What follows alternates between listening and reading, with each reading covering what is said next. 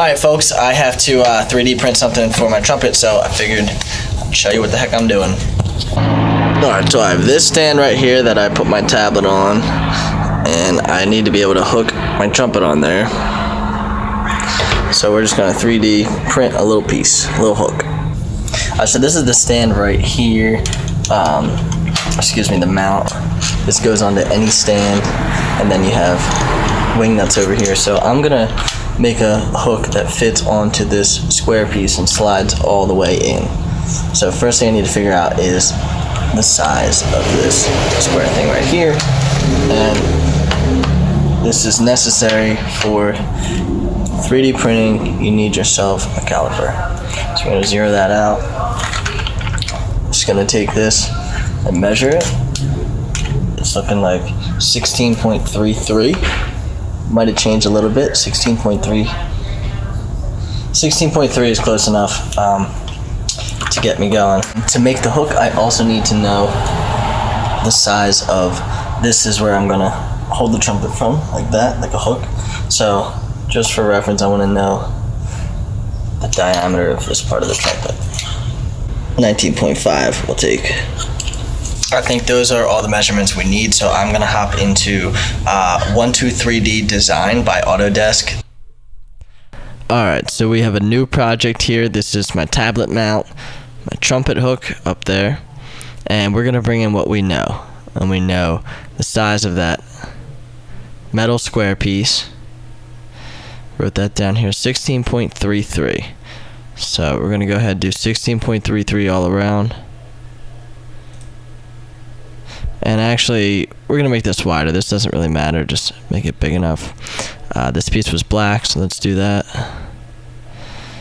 Next, we're going to bring in the tube for our trumpet, which we have is 19.5.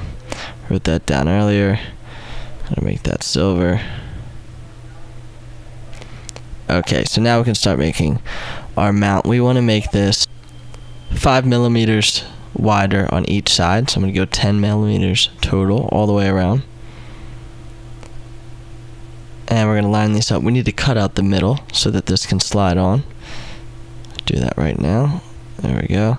And we also want to take this hole, I'm going to make it a little bit bigger so that it's not too snug. You know, I want to be able to get it on and off for testing, and afterwards I have a quick fix for that.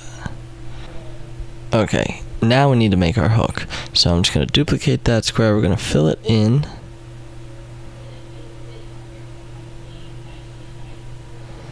Drop this side down because we're going to cut out our trumpet. Alright, so we're going to put that, line that up. Looks pretty good. I'm going to cut that out. And now we're going to make this look a little better. I'm going to fillet these edges back, make them smooth. And there we go. We have a hook that will slide onto our metal piece. Make this a little bit thicker for more support. And that should do it. This is my first print here in California, so I actually have to go set up my printer, and then we'll get it printing, and I'll do a little time lapse of some of that. I spilled coffee. Alright, so I just got my printer set up. Really hoping it works right. This is my first time using it in Cali. What the fud? Alright, let's try this again. It looked like we got past the first layer. That's a very good sign. This should be good for now. It's going to take about an hour and 10 minutes to print. 1 hour later. Alright, this bad boy is done. Our printed piece is done. It is finished. So now I'm going to slide it right on here. So right here you can see I have a little bit of electrical tape, and it's just going to make it a little more snug. There we go.